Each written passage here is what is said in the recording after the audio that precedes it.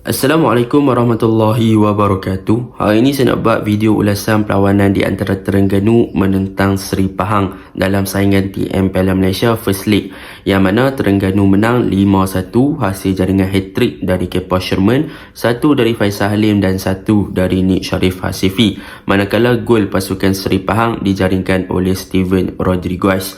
Pada perlawanan ini memang kita boleh lihat pasukan Terengganu adalah pasukan yang lebih baik dari pasukan Seri Pahang di setiap departmen, dari goalkeeper, pertahanan, midfield dan juga striker.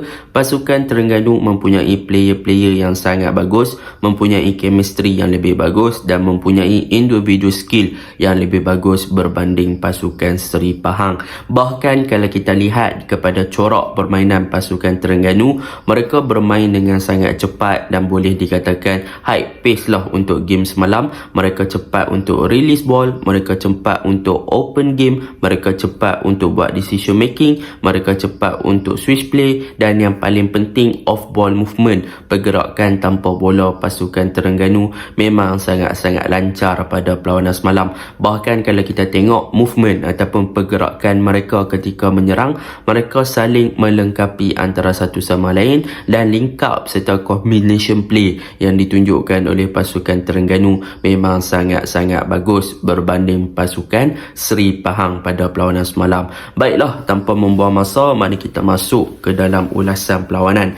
Untuk ulasan perlawanan, saya akan mulakan dengan pasukan Terengganu. Seperti mana yang kita tahu, semalam pasukan Terengganu bermain dalam formation 4-4-2. Cumanya dalam formation 4-4-2 ni dia ada improvise sikit lah apabila Cice Kipre tidak selari ataupun tidak berada dalam kedudukan yang sama ataupun satu lane dengan Kepa Sherman, yang membolehkan Kepa Sherman lebih efektif untuk bergerak di bahagian hadapan dan Kipre lebih bertindak sebagai support play kepada Kepa Sherman ataupun lebih bertindak sebagai second striker ataupun attacking midfielder untuk pasukan Terengganu. Baiklah, perkara yang pertama yang saya suka untuk pasukan Terengganu pada perlawanan ni adalah tentang fullback mereka, iaitu di bahagian kiri dan juga bahagian kanan, yang mana bahagian kiri adalah Alif Zakaria, bahagian kanan adalah Azam Azmi. Yang mana apabila saya nak cerita tentang Azam Azmi dan juga Alif Zakaria ni,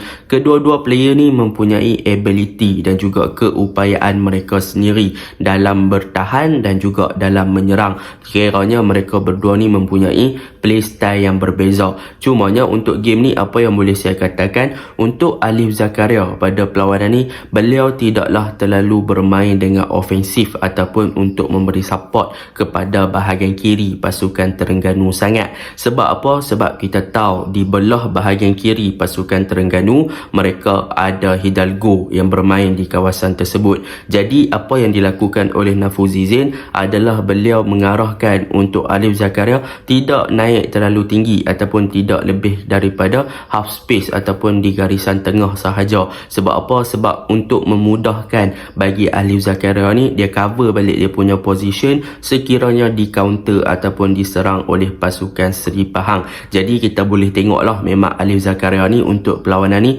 dia more to defensif dan dia tidak terlalu ofensif, sebab memang tugas dia adalah untuk menjaga pergerakan ataupun serangan yang dicipta oleh pasukan Seri Pahang apabila menggunakan Hidalgo. Tu sebab kalau kita tengok belah kanan Seri Pahang dan belah kiri Terengganu ni, Hidalgo tak boleh nak bergerak dengan terlalu bebas sebab Alif Zakaria ditugaskan untuk menjaga Hidalgo dengan sangat-sangat bagus lah. Jadi benda tu memang positif side lah, sebab mereka tahu bagaimana untuk meneutralkan cara serangan yang cuba dilakukan oleh pasukan Seri Pahang. Jadi Alif Zakaria bertindak dengan sangat cemerlang dari segi penjagaan untuk Hidalgo, marking, dan juga daripada segi untuk bertahan memang Alif Zakaria banyak memberi support. Tetapi untuk Azam Azmi di bahagian kanan dia sedikit berbeza.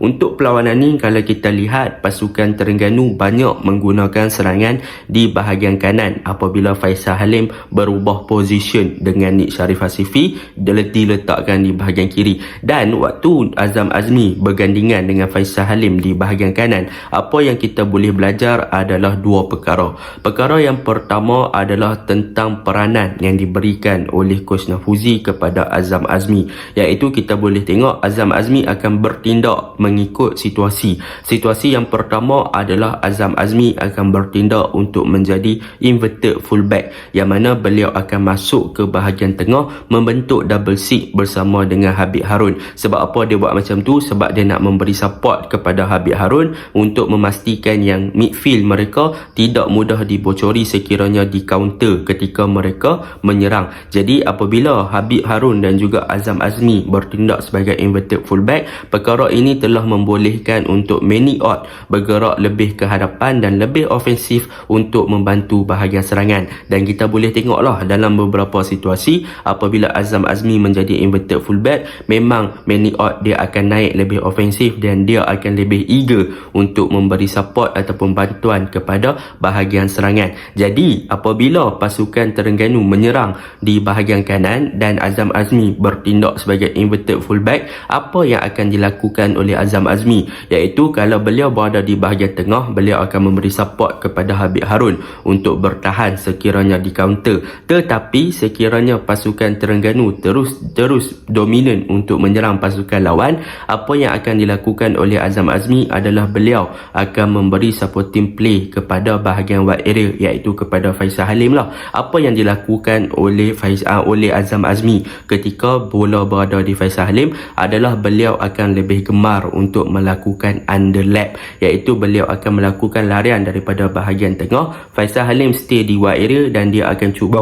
untuk penetrate bahagian tengah pasukan lawan dan juga untuk masuk ke dalam di box bagi meminta bola daripada Faisal Halim. Itu adalah peranan yang pertama sekiranya beliau menjadi inverted fullback. Peranan yang kedua adalah apabila Azam Azmi bertindak sebagai offensive fullback, yang mana kita boleh tahu sekiranya Azam Azmi tak masuk menjadi inverted fullback, maka Alif Zakaria lah yang akan cover ataupun memberi support kepada Habib Harun untuk membentuk double six di bahagian tengah. Jadi ini membolehkan untuk Azam Azmi naik ke atas. Benda yang sama juga, dia akan terus memberi support kepada Faisal Halim di bahagian kanan ataupun pemain winger di bahagian kanan. Cumanya kali ini dalam situasi yang berbeza, iaitu Azam Azmi akan bertindak untuk buat overlap, iaitu dia akan buat ataupun cover up di bahagian wide area untuk membantu bahagian serangan pasukan Terengganu. So apabila berada di bahagian wide area ni, dia bolehlah crossing ataupun bolehlah cutback dan sebagainya. Dan hasilnya kita boleh tengoklah Azam Azmi adalah punca hantaran yang dilakukan oleh beliau untuk gol pertama pasukan Terengganu yang dilakukan oleh Kepa Sherman. Itu yang pertama lah yang saya suka tentang fullback pasukan Terengganu. Yang kedua yang saya suka tentang pasukan Terengganu ni adalah bahagian tengah. Seperti mana yang kita tahu, pasukan Terengganu bermain dalam formation 4-4-2. Cumanya untuk game ni, Habib dan juga Manny Ott mereka berjaya untuk mendominasikan bahagian tengah dan mereka berjaya kontrol dengan sangat baik apabila gandingan mereka berdua ni saling melengkapi antara satu sama lain. Yang mana kita boleh tengok untuk game ni, apabila pasukan Terengganu involve untuk menyerang di kawasan tengah, maka Manny Ott dia lebih memfokuskan untuk menyerang dan Habib lebih memfokuskan untuk bertahan. Tetapi kena ingat, apabila Manny Ott join the attack ataupun dia lebih fokus untuk menjadi seorang player yang lebih ofensif ke hadapan, beliau sentiasa mendapat support daripada Kipre ataupun dia akan dapat support daripada bahagian kanan ataupun bahagian kiri, sama ada Faisal Halim ataupun Nik Sharif Asifi, untuk dia open game ataupun melakukan switch play. Jadi disebabkan itulah kita boleh tengok banyak pergerakan pasukan Terengganu lebih efisien dan lebih efektif ketika mereka melakukan switch play dan ketika mereka melakukan combination play. Apakah punca mereka boleh melakukan combination play, link up dan juga switch play yang sangat bagus untuk game ni? Antara salah satu faktor yang boleh saya katakan untuk pasukan Terengganu boleh bermain sedemikian adalah yang pertama, mereka mempunyai chemistry yang baik, itu sudah pasti. Tetapi yang paling penting adalah pergerakan tanpa bola mereka, yang mana kita boleh lihat pemain-pemain Terengganu untuk perlawanan ni, mereka sentiasa bermain dalam keadaan keadaan yang lebih kecil dan mereka bermain dengan mempunyai passing accuracy yang tinggi, bahkan off ball movement mereka pun memang sangat-sangat bagus. So pemain-pemain TFC saling bergerak antara satu sama lain untuk mereka create space dan untuk mereka membolehkan pemain-pemain Terengganu yang memegang bola ada banyak choice untuk passing ke hadapan ataupun untuk melakukan switch play ataupun untuk membuka game dengan lebih ke bahagian hadapan. So benda tu yang menyebabkan pasukan Terengganu punya gameplay berjaya untuk memastikan yang mereka boleh untuk penetrate bahagian pertahanan pasukan Seri Pahang, disebabkan ada pemain-pemain yang sentiasa bergerak, bahkan mereka boleh link up antara satu sama lain dengan sangat-sangat bagus. Itu yang kedua. Yang ketiga, kalau kita lihat kepada game ni adalah tentang penggunaan winger untuk pasukan Terengganu, iaitu penggunaan Nik Sharif Asifi dan juga penggunaan Faisal Halim. Kedua-dua player ni mempunyai style play yang berbeza. Faisal Halim adalah lebih kepada touchline winger, yang mana dia mempunyai kelebihan daripada segi individual play yang bagus, dribbling, skillful dan juga ball control yang sangat bagus, ada pace dan sebagainya. So bila bola ada di kaki Faisal Halim, dia boleh buat macam-macam dan kita boleh tengoklah dia berjaya beat pertahanan pasukan Seri Pahang untuk beberapa kali dan berjaya untuk masuk sampai ke D-box pasukan Seri Pahang dan hampir untuk melakukan beberapa assist. Tetapi sayanglah banyak hantaran-hantaran yang dilakukan oleh Faisal Halim gagal dimanfaatkan oleh Kepa Sherman ataupun Cici Kipre. Tetapi overall Faisal Halim memang individual skill dia memang bagus berbanding dengan Nik Sharif Asifi. Nik Sharif Asifi ni dia adalah player yang boleh dikatakan more to play style yang create chances, yang mana dia akan bantu bahagian serangan dengan create chances melalui dia punya passing, dia punya vision memang padu. So sebab tu dia boleh buat passing yang bagus dan dia juga mempunyai positioning yang mantap. So apabila beliau involve dengan bahagian serangan, beliau hanya perlu menempatkan diri dia dalam kedudukan ataupun positioning yang betul untuk pasukan Terengganu melakukan link up play bersama beliau ataupun untuk pasukan Terengganu open game kepada beliau. So kedua-dua player ni mempunyai corak permainan yang berbeza yang menyebabkan pasukan Seri Pahang tak boleh nak cope dan tak boleh nak adapt untuk mematahkan ataupun menjaga kedua-dua player ni kan. So benda tu yang menjadi permasalahan yang terbesar untuk pasukan Seri Pahang apabila winger pasukan Terengganu ni memang sangat-sangat efektif dan sangat-sangat efisien dalam penggunaan, dalam juga mereka punya positioning serta mereka punya perbentukan ketika serangan sama ada dengan bola ataupun tanpa bola. Jadi benda tu membolehkan Terengganu bermain dengan sangat efisien. Dan yang seterusnya kita boleh bercakap tentang untuk attacking department pasukan Terengganu, iaitu gandingan Kipre dan juga Kepa Sherman. Untuk game ni bagi saya Kipre antara player yang sering untuk turun ke bawah untuk link up play antara pemain-pemain lain. So dia banyak bermain dengan sangat baik lah. Tetapi yang paling menarik perhatian saya adalah bagaimana dia turun untuk connect bersama dengan Manny Ott. Sebab kita tahu Manny Ott adalah perancang utama untuk game pasukan Terengganu pada perlawanan ni. So apabila Manny Ott dapat bola untuk game ni, memang kita tak nafikan dia punya creativity is the best, dia punya passing accuracy pun the best, vision dia pun bagus, ball control dia pun bagus. Memang dia punya attacking style untuk game ni memang sangat-sangat bagus lah apabila Manny Ott bermain dengan lebih ofensif dan dia sering boleh link up play dengan Kipre di bahagian hadapan. Dan untuk Kepa Sherman, bagi saya overall game ni dia boleh lah, dia berjaya jadikan hat-trick, tetapi daripada segi movement dan juga daripada segi combination play yang dilakukan oleh pemain Terengganu, bagi saya Kepa Sherman sepatutnya boleh lakukan lebih baik sebagai seorang pemain import yang berpengalaman kan. Sebab apa?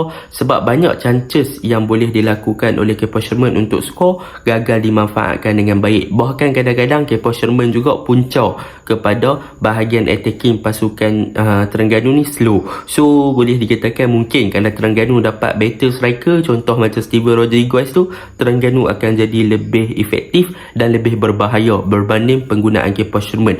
Tetapi dia bagus jugalah hat-trick tu kan. And daripada segi physical ability memang dia ada kelebihan lah. Contoh gol hat-trick yang beliau jaringkan tu memang Gol yang ketiga tu memang dia guna physical ability lah untuk beat pemain lawan kan.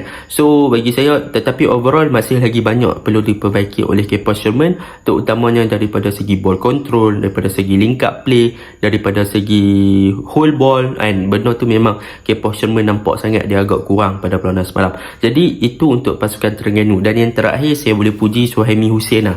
Suhaimi bermain dengan sangat cemerlang, menafikan beberapa percubaan daripada pemain Seri Pahang, dan dia juga berjaya untuk menyelamatkan gawang beliau daripada dibolosi lebih daripada satu kali. So that is a good thing. Cumanya apa yang perlu diperbaiki oleh pasukan Terengganu, yang pertama, kemasukan Hakimi Abdullah boleh saya katakan tidak memberi impak yang sangat besar kepada pasukan Terengganu. Dulu Hakimi Abdullah is the best player, tetapi sekarang boleh dikatakan performance dia agak drop. So saya harapkan dia kembali kepada performance asal dia lah. Dan untuk Papai Dekiti dan Syahrul Nizam, mungkin mereka berdua perlu lebih fokus untuk memastikan yang mereka bukan sahaja menjaga zonal marking mereka, tetapi mereka juga perlu mempertingkatkan mereka punya man to man marking dalam pergerakan pemain lawan. Sebab apa? Sebab semalam mereka ada loose marking, walaupun gol Steven Rodriguez tu ada yang kata offside, tetapi mereka lebih menjaga zonal mereka daripada man to man. So apabila man to man mereka lalai, mereka loose, pemain lawan boleh manfaatkan lah. And so benda tu mereka perlu lebih fokus lah. And communication tu penting